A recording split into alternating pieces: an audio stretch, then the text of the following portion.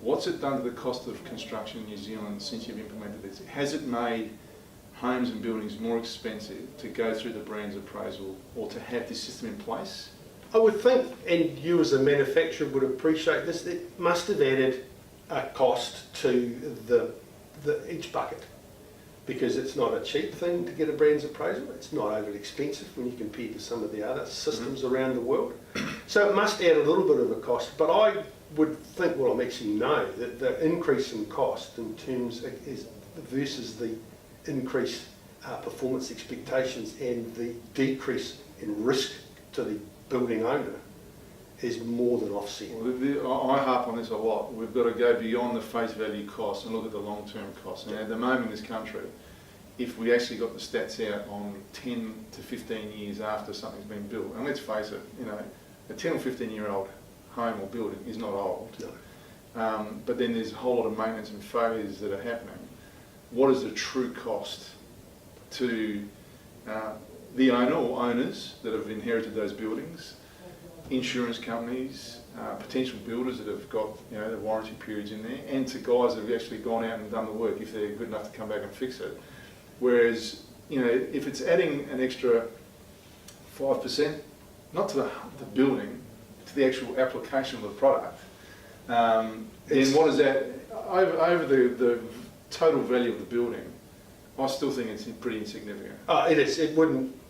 In fact, you wouldn't be able to. I don't think you'd be able to calculate it. No, and it's that small. But you know, the skeptics out there going, oh, you know, Phil's out there waving this flag and just going to add cost to the building, but it's not, because when we look at what the cost is now, and what's the cost of our reputations, you know, out there. I mean, the problem at the moment is there's some reputable businesses out there, and you're over in Australia doing audits at the moment, so I'm not going to name all the companies that you're doing it for, but they're the guys that are putting their family jewels on the line, backing what they do, and pushing it over in New Zealand. But the problem is that we don't have everybody doing it. So some of us are actually being compared to these guys that are sort of working in the backyards underneath there, and who knows what goes on. No chemists, no quality procedures, no lab.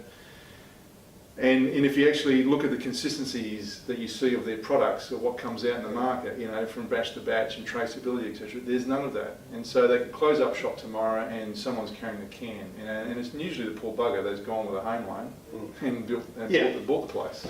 That is the issue you always have, is the fact that the people that I come and audit on this trip here, why do they not mind me coming? Because they're confident. They've got the systems in place, they're building a good product, they use reputable raw material suppliers. They've got no concerns at all that I'm ever going to find anything that's wrong. And I liken it, like I said, I know with many other manufacturers out there would be doing the same, but on building sites, I liken it to safety. Yeah. So with safety, it becomes a cultural thing. You have to get it right, get all your procedures in place, and make sure that culturally you don't have people just walking around with there's forklifts and thongs or runners out there in the factory environment or on a building site, right? And what you guys are doing with BRANZ, it also lifts the bar, because you don't want to lose your appraisal. Because if you find that, you know, you also track failures. Yes, this is the other thing that we haven't spoken about. But over the course of the year, if you see that there's been problems on a building site, and you know, this product's happened and it's happened again and again, then questions start to get raised, you investigate, and if a company loses its appraisal, there's a long process and procedure to get back inside and be appraised, and that shuts you out of the market. Absolutely, and in the New Zealand market, it does shut you out of the market. And it needs to happen here, because what that does, it forces you to ensure, going back to the analogy I made to safety, is that you get your house in order, you know. So you spend the money on making sure that you've got your procedures right, you're testing the way the raw material selections are, you know, because even raw material suppliers, there's stuff that comes out of certain countries where, you know, the prices are too good to be true. When they're too good to be true, they bloody are too good to be true. That's the issue. Yeah. And so if we're buying polymers from some suppliers that, you know, $3 a kilo, and someone comes along with $1.50, well, you know, that is going to impact, because you want to know if there's been changes as well to our part of our process is have you changed any raw material suppliers? Have you changed anything significant? If you have changed something, and we're not saying you can't, but it needs to go back into our material scientists team, and they will have a look at the change and say that is not going to change the performance of the product. Or we have had occasionally, well, no, you can't change to that because your performance is going to decrease. So they said, fine, thank you, that's great. And they've gone and found another supplier, which means they haven't had these sort of issues.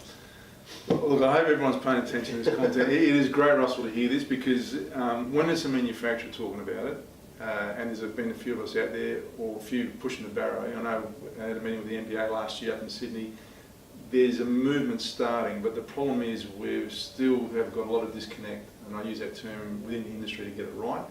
But we need a starting point, and the things that you said this morning are very, very valid, and it's good to hear that because it doesn't just enhance a company's brand, it talks about the industry and improving that, because that's really where I think we all want to be. No one really wants to be part of a game where you're getting mixed up with like second-hand cars that are sort of from 1950 and all the issues they have, and you're trying to sell a BMW. Well, everyone gets dragged down by the bottom figures. You know, and the problem is that they then start to tarnish the industry and the trade, and waterproofers, there's a lot of guys out there trying to do the right thing.